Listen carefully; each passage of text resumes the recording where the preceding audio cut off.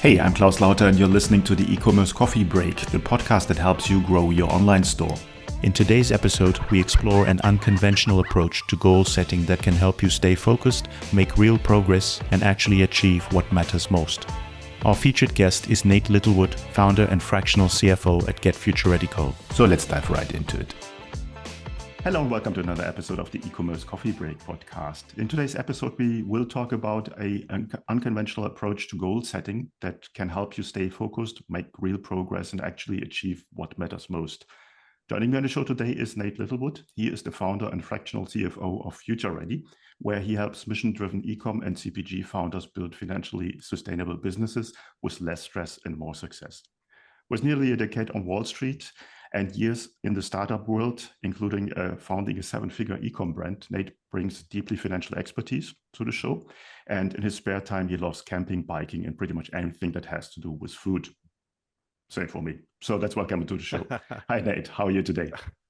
I'm well, thank you, Klaus. Great to be here, and thank you for having me on. Sure. Let's dive right into it. So most people, and we're in the beginning of the year, most people start with big goals, New Year's resolutions. Then end of January, all of that is gone. What's wrong with the traditional way people have when it comes to setting goals? My goodness, where to start? So much. Listen, I think one of the wonderful and also terrible things about entrepreneurs is that we love learning, right? Entrepreneurs like, exploring new skills, picking up shiny objects, and, figuring out how to do stuff that they didn't know how to do before. I totally empathize with this. Like I've been in this situation. I remember back in, 2016, 2017, when I was starting my own e-commerce business. When you go around and tell someone, hey, like I'm going to be an entrepreneur, I'm starting this business, everyone wants to help, right? And everyone's going to throw suggestions and ideas and, hey, you should talk to my friend who does this, that, and everything else. And at first, it can be really fun and exciting to go picking up and exploring all of these, shiny objects and new ideas. But I guess the problem that entrepreneurs often find themselves in is that they just spread themselves too thin. And they're doing a million different things, and they're trying to do a little bit of marketing, a little bit of product, a little bit of optimization, a little bit of financing, a little bit of HR. And I think that's often just setting themselves up for disaster. And in my experience, a far more productive approach, and of the many entrepreneurs I've had the pleasure of interacting with, the ones who really excel are skilled and practiced at one thing, which is focus. They're unbelievably good at identifying that 80 or 90% of shiny objects and noise that are a distraction and are not a good fit for them. And they're incredibly talented at identifying the 10 or 20% of things that they need to be focused on, which are really going to move the needle. So, part of this is the skill set and the frameworks and the processes for identifying what that 10 or 20% is. And then it's about having the discipline and the commitment and the rigor to actually stick to it. And, one of the frameworks or the approaches that I advocate for, and I'm a huge fan of, is the OKR, or Objective and Key Result framework. But I really like leveraging that in a way where you can operate in kind of cycles. And that cycles of working on the business versus in the business. So we work on the business for a while, which is when you step back, kind of survey the landscape, understand what the problems are, figure out what you need to do next, then put an end to that period, then put your head down and work in the business for 2 or 3 months solid, get whatever it is done that you need to get done, then come up for air again, have another look around, see what the next set of problems are. And, the cycle kind of repeats. So, it's a fascinating topic, and, one I could talk for hours about, but that's, I guess, the general gist of it. I think a lot of our listeners can relate to that. Everyone who started a company or is in the process know that overwhelm is a problem. You deal with so many things, so many puzzle pieces at the same time. And what you just said, there's so much to unpack in there. So I want to dive a little bit deeper into a couple of things. Now, when you start a business, obviously finances are a problem because it might be new to you. You're not coming from that thing. What's the best goal setting method for founders? And then specifically when you look into the finances, because that's a huge risk for every new business if you can't get that right. Yeah, absolutely. In my experience, most founders of 6, 7, and sometimes even 8-figure brands, they've generally got a pretty good idea and understanding of how their businesses make money, right? So they know what they're selling, they know how much they're selling it for, and commonly they've got a very good understanding of who they're selling it to. And that's kind of the top line of the business, right? The top line of the profit and loss statement is your revenue line. Then what happens usually once a month is you'll have a bookkeeper or accountant who'll tap you on the shoulder and say, hey, I finished your numbers. Here's your bottom line result, which is your net profit. Okay. And at the end of every month, that's either a profit, ideally, or a loss, not so ideally. Now, in my experience, founders generally have a very, very poor understanding of the kind of black box that exists in between those 2 points, right? There's a whole lot of metrics, there's a whole lot of numbers, there's ratios, there's jargon, there's a whole world of financial concepts in there that honestly can be quite confusing. And I guess the first step for founders who really want to improve and optimize their financial understanding and make their business better is developing some level of knowledge, awareness, and understanding of what's actually in that black box. And that's one of the things that I'm kind of on a mission to help folks with.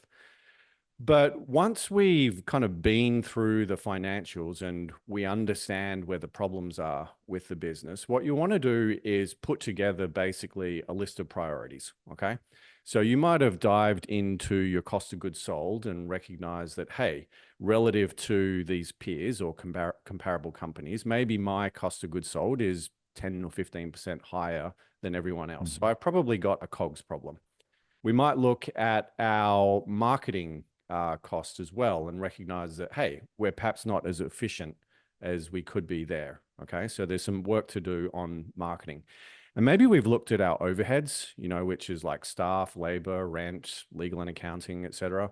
And maybe there's a few opportunities there as well, okay? So you can basically go through the entire financial statement and kind of identify where these profit enhancing opportunities lie.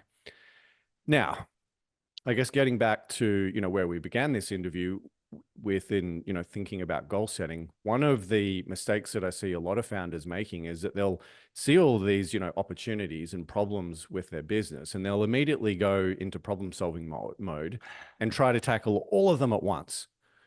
But the truth is that, when you're a founder on a small team, you have access to really only a very, very small pool of talent and resources, right? You're a wonderful person. Founders are some of the most special people on earth, in my opinion. And, there is a small collection of things that you can do really well. But let's face it, you're not Amazon and Google. It's not like you have indefinite talent pool to tap into and that you can find skill sets for literally every problem. The reality is that you have access to a very, very small pool of talent. And if we're looking at, say, 3 different profit enhancement opportunities across cost of goods sold, marketing, and overhead, and they're each worth, 5% in terms of net income or net profit improvement, then candidly, as a finance guy, like 5% is 5% is 5%. If you can get any one of those improvements, you've improved your bottom line by 5%. So what we need to think about is, which of those opportunities are you and your team best equipped to tackle? So, if it's a marketing problem, maybe you need to be, better at creative. Maybe you need to be better at, paid media management. Maybe, something to do with retention marketing or email writing or copywriting. I don't know, but that's like, a certain set of skills. Then you move to the COGS section, and that could be engineering. It could be negotiating with suppliers. It could be, a little bit of financial engineering. You get the idea. But the point is that they're completely different skill sets. And the amount of time and effort that we're going to have to invest to achieve that 5% improvement is likely to be completely different. Right? If we've got a 5% COGS improvement opportunity, That might involve completely re-engineering our product. It could involve going out and getting quotes from dozens of new packaging suppliers, and it might take us half the year to achieve that 5% improvement. But if you've got a background in, media buying, for example, and, that's your zone of genius, that's where you can excel, then I would say, screw the COGS opportunity, like go after the media buying opportunity, because that's what you are, uniquely positioned to kind of excel at. So when I kind of look at a P&L, one of the things I want to understand is like, where are all these profit improvement opportunities? I want to get to know the founder and understand what they're good at, what is their background. I want to look at their resume. I want to understand where they've worked before. And I want to help line them up and put the balls in front of them that they're going to be able to kick in the goal, right? I don't want to see them flounder. I don't want to see them screwing around, wasting time and money, because let's face it, they don't have a lot of either of those things. I want to line them up for success and figure out what are those, opportunities that they're uniquely positioned to tackle. I think a very important point that you make there, that no one is good in everything. Yeah. So you have your background, your specialty, and also what you like and what you don't like. And doing sales and marketing normally is just so much more fun than looking into numbers. So if you're not coming from the finance side of things, lots of founders are, as you said, very, very creative, want to find out new things, and that can be their biggest enemy. You mentioned that, but you need to focus. And I think and I think that's what we're talking here, is having someone at your side. And it happened to me 25 years ago when I started my first SaaS business. I had a business angel. I was a new entrepreneur. I probably still did or made every mistake in the book, hence my white hair. But you and me both, it's okay. But you learn over time, but having someone on your side and helping you with that. Now, what I want to find out is like about time management. How much time would you spend with, I don't know, a coach, a consultant, an advisor, to really set your goals right? Yeah. That's an interesting question. I guess the first question and topic that we should address as a starting point here is, why should you work with a coach or, some sort of external expert at all? And the way that I like to think about that is that it's really about helping founders improve their own productivity and their own efficiency, essentially improving the return on investment of their time. So the thing is, like, when you boil it down, the role or the function of any founder or manager is essentially to allocate resources, okay? People, money, whatever it is, you're the resource allocator. When it comes to small businesses, especially bootstrapped ones, they tend not to have a lot of financial capital. And so the main resource that they're allocating is human capital, i.e. time. So what we need to be very good at is making strategic and intelligent decisions about how to allocate that time. And, one of the things that I help my clients with as a fractional CFO is, linking back to like what we were just talking about and, setting yourself up for success. I want to help people think through how they can get the maximum, bang for their buck, how they can, amplify their own personal impact and achieve as much as they possibly can with their business. I mean, let's face it, founders, especially early stage ones, are often not paying ourselves as much as we should. But if you're smart enough and talented enough to set up and be running an e-commerce business, I'm willing to bet that you could very comfortably land a six-figure job at, working for someone else, right? And if you've got 2 or 3 founders, then we could be talking about several $100s a year in terms of salary opportunity cost. You do that for, 2 or 3 years, and you can quickly rack up $1 million or more in like salary opportunity costs. So that's salary that you're not earning and are instead choosing to invest that time in your business. So, we've got hundreds of thousands of dollars going into these businesses, and it's absolutely critical that we make smart decisions and assessments about how that time is invested. And, that's a huge part of what I'm helping my clients do. And, the difference between, a 2x return on your time versus a 10x return on your time, we're getting into millions of dollars here, right? If you think about, poor and, strategic allocation of time and resources. So, at the crux of what I do and what a lot of other coaches can help you do as well is really make smarter decisions about, how to be focused and the problems that you should be trying to tackle and solve. Mhm. I like the point of view saying is like, what are you worth if you would not be an entrepreneur and work for someone else? I think that's just a very different view on your own value. And it might be also very motivating for someone because obviously entrepreneurship is a lot of uncertainty, a lot of risk taking there. And I think it's a roller coaster. There's good and bad times, specifically in the beginning, and you want to make sure that you come out safe on the other side. Now, when it comes to focusing the time and the energy, you said you're helping with that. How do you help? So a few different ways. Through my consulting services, I work one-on-one with founders and basically help them, build out a plan. We usually try to tackle like a quarter at a time. And that's where I'm leveraging that OKR framework that I mentioned earlier. Part of what I'm doing in my business, though, is really trying to tackle and serve what I believe is a fairly underserved part of the e-commerce landscape. So let me just back up a second, explain what I mean here. So I'm a fractional CFO. My one-to-one consulting services, like most other fractional CFOs, will go for $3,000 to $7,000 a month. Okay, that's what it costs to have someone like me hanging around. I recognize that a lot of founders, especially the earlier stage ones, that's unaffordable, right? The problem with the fractional CFO model, basically the way, all of my peers do this, is that if brands aren't doing at least, a few $1 million of revenue, it's very, very difficult for them to justify affording, someone like me.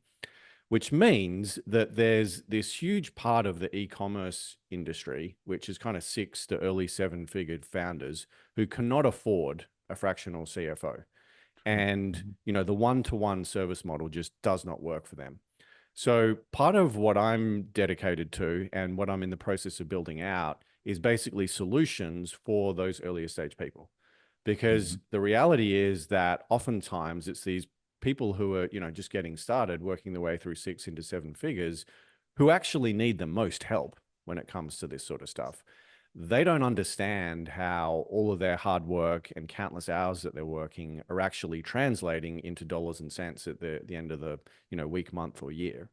They're the people who, are struggling to navigate cash versus accrual accounting. They're the people who are busting ass, like working harder than ever, but the money is just not accumulating in the bank account. So some of the things that I'm working on at the moment is basically a whole lot of free content, putting out stuff on YouTube and LinkedIn. I'm also I've just started rolling out some basically entry-level courses. So like $100 products that kind of teach people some of these foundational concepts, help people understand kind of finance 101 and where we should be looking for problems and how to identify if your COGS is high or low, how to identify where maybe the cash drains are in your business.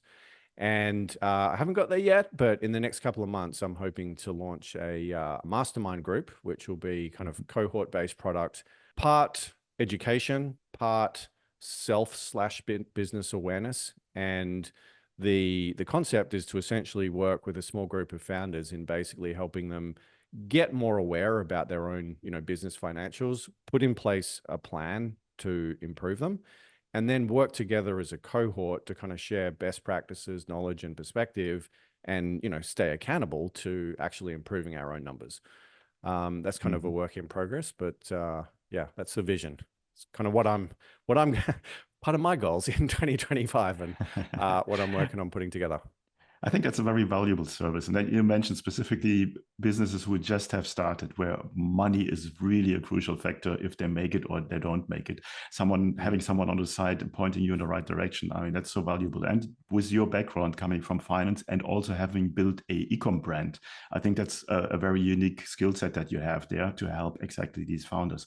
Now, when it comes to your coaching clients or your clients overall, who would be your perfect client?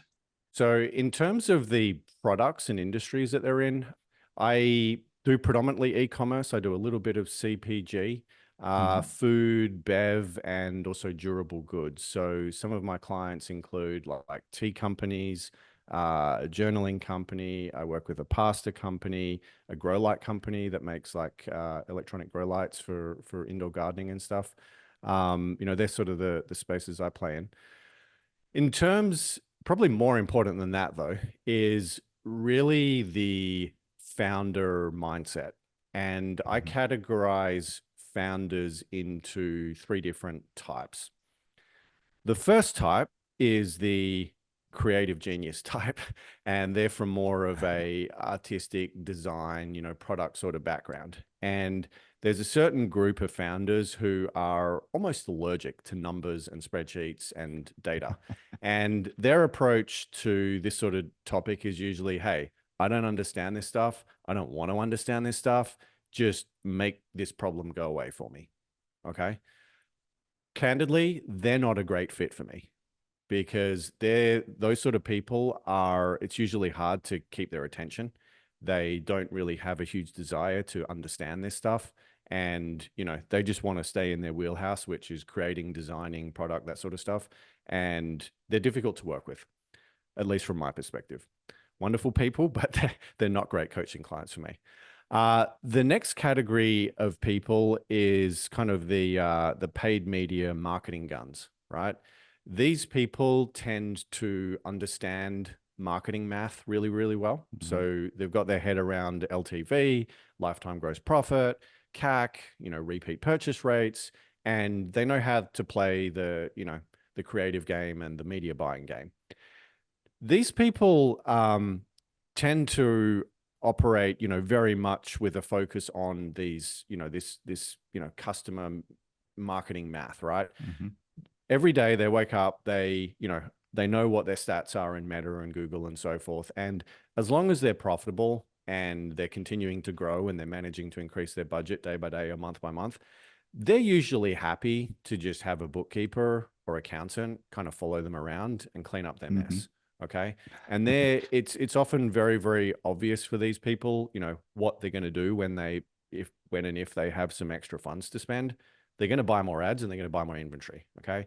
It's not that complicated. And candidly, someone like me can't add a huge amount of value. So that's type 1 and 2.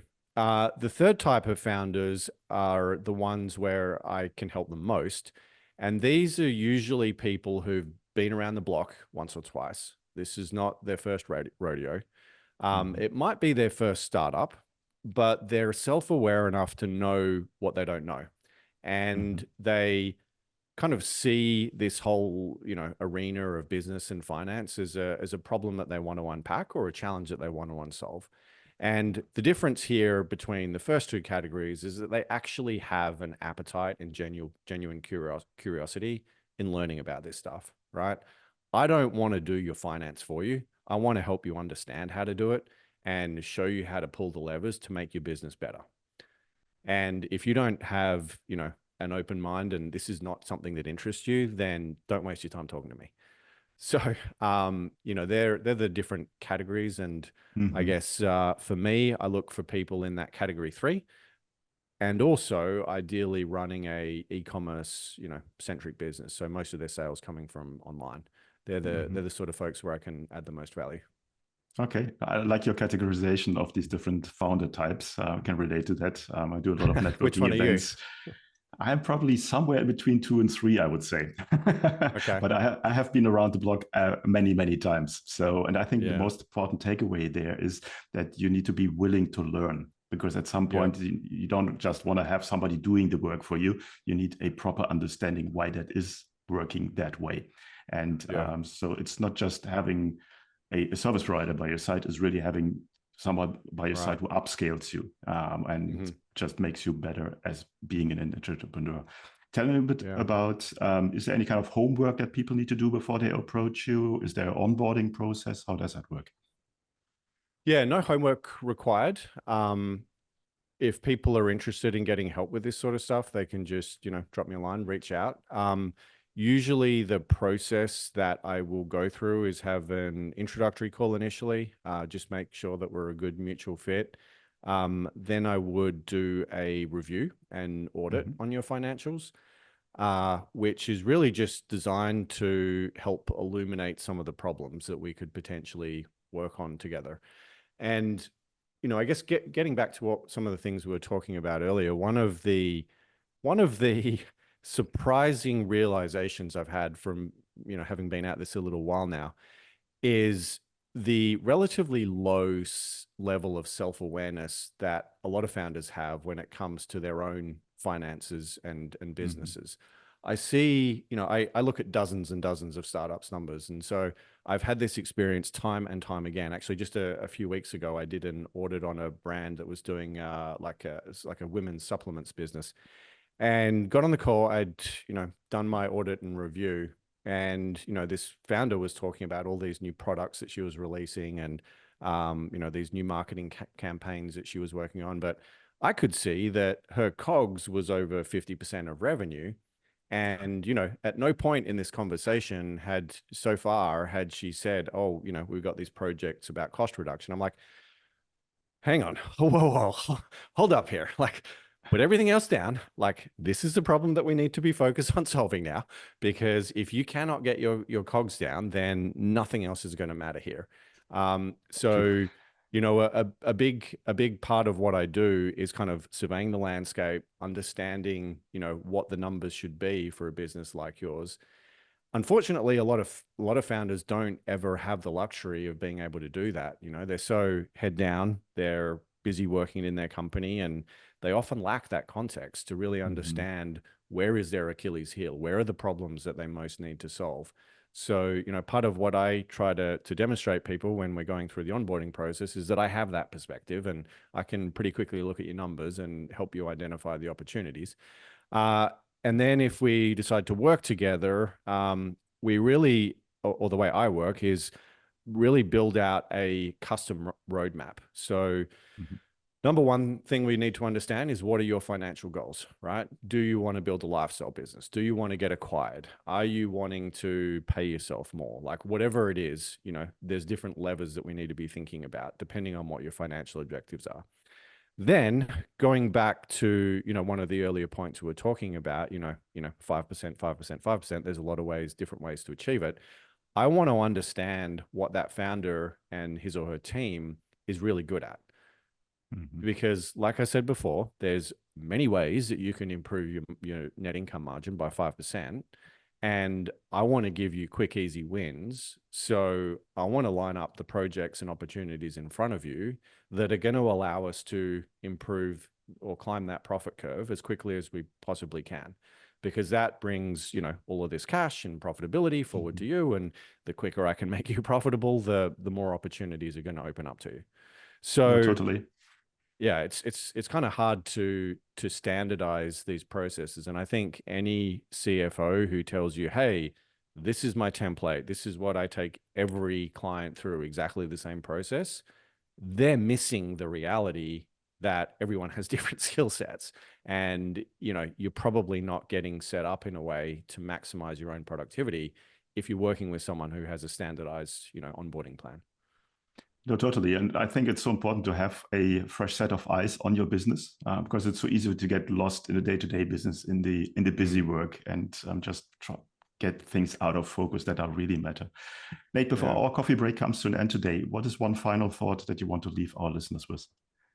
I guess it would be I think it would serve a lot of people well, including from the sounds of it, your audience, which I understand is a lot of, e-com folks, to be a bit more intentional about the phases throughout the year in which you're working on versus in your business. I think it's really important to have a balance between these two phases.